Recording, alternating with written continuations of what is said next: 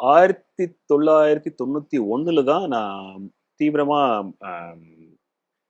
Compose பண்ண ஆரம்பிச்சேன். So அது வந்து புதுசா ஏதாவது செய்யணும் அப்படின்னு ஒரு ஐடியா இருந்தது. ஸோ எழுத ஆரம்பிச்ச உடனே பாட்டு, டியூன் இதெல்லாம் போட முடிஞ்சது. ஸோ ஒரு சிந்தசைசர் வாங்கி நான் வாசிக்க ஆரம்பிச்ச உடனே கீபோர்ட் தானா ஃப்ளோலாம் வந்தது.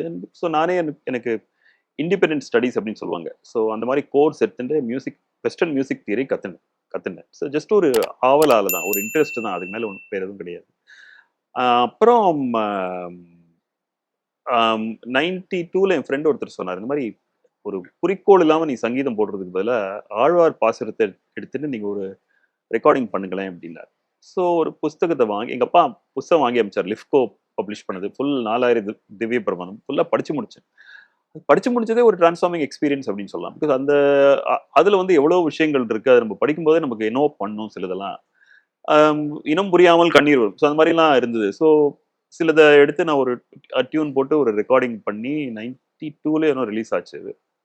அப்புறம் என்னுடைய நண்பர் ஒருத்தர் இருந்தார். அவர் சொன்னார், நீ எவ்வளவு காலம் நீயே சங்கீதம் போட்டுருக்க போற, மக்களை இன்வால்வ் பண்ணு, ஒரு குவாயர் ஆரம்பி அப்படின்னாரு.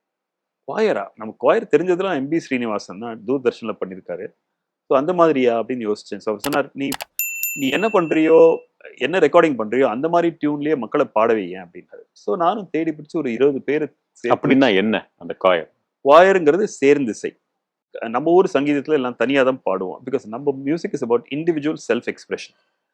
இதுவே மேற்கத்திய சங்கீதத்துல அப்படி கிடையாது. சர்ச்சில் குவாயர் அப்படின்னு இருக்கும். அவங்க எல்லாம் சேர்ந்து பாடுவாங்க. அவங்க சேர்ந்து பாடும்போது 4 விதமான டியூன் இருக்கும் வச்சுக்கோங்களேன்.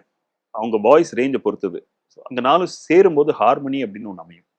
நம்ம சங்கீதத்துல ஹார்மனிங்கிற concept technical harmony, functional harmony அப்படின்னு கிடையாது. ஹார்மனிங்கிறது பொதுவான வார்த்தை. அதாவது இணைந்து செல்லுதல் அப்படின்னு இருக்குமே தவிர இந்த மாதிரி ஒரு ஹார்மனி கிடையாது. ஸோ இதெல்லாம் இன்ட்ரடியூஸ் பண்ணி நீ எதாவது பண்ணேன் அப்படின்னு என் ஃப்ரெண்டு சொன்னார். ஸோ நான் ஒரு 20 பேரை சேர்த்து வச்சு நான் எக்ஸ்பெரிமெண்டல் தான். தினமும் நைட்டு 9 மணிக்கு மேலே மீட் பண்ணி பாடுவோம். அவங்களும் இப்போ பாட்டு கற்றுப்பாங்க, புது புது ராகம் அந்த மாதிரி இதெல்லாம். ஸோ ஒரு கிட்டத்தட்ட ஒரு 6 மாதத்துக்குள்ள ஒரு ஒரு ரெப்பர்ட்டுவார் பில்ட் ஆயிடுச்சு. ஸோ ஒரு ப்ரோக்ராம் பண்ணலாம் சொல்லிட்டு பசந்த், அதாவது வசந்த காலம் அப்படிங்கிற தலைப்பில் ஒரு ப்ரோக்ராம் பண்ணுவேன். ஸோ இவங்க 20 பேரை பாட வச்சு. ஸோ அது பெருத்த வரவேற்பு இருந்தது. டிக்கெட்டு ஃப்ரீயாக தான் வச்சோம். யாரோ ஸ்பான்சர் பண்ணாங்க. ஸோ கிட்டத்தட்ட 1000 பேர் வந்து பார்த்தாங்க.